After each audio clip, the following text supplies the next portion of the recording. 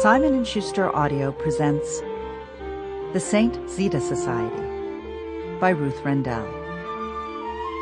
Read by Carole Boyd.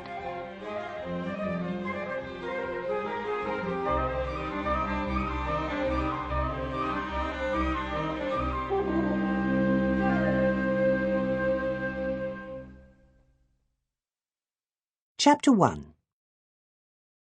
Someone had told Dex that the Queen lived in Victoria. So did he.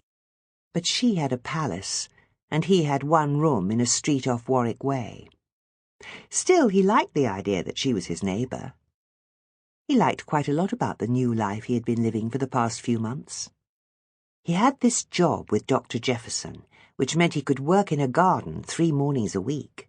And Dr. Jefferson had said he would speak to the lady next door about doing a morning for her.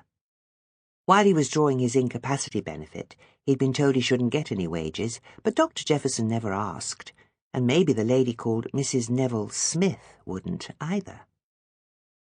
Jimmy, who drove Dr. Jefferson to work at the hospital every day, had asked him round to the pub that evening.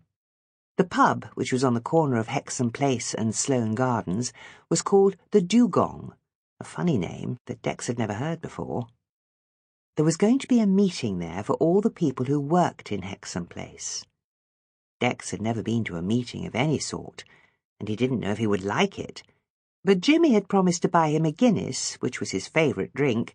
He would have drunk a Guinness every evening with his tea if he could have afforded it. He was halfway along the Pimlico Road when he got out his mobile and looked to see if there was a message or a text from Peach. There sometimes was, and it always made him feel happy. Usually the message called him by his name and said he had been so good that Peach was giving him 10 free calls, or something like that. There was nothing this time, but he knew there would be again, or even that Peach might speak to him.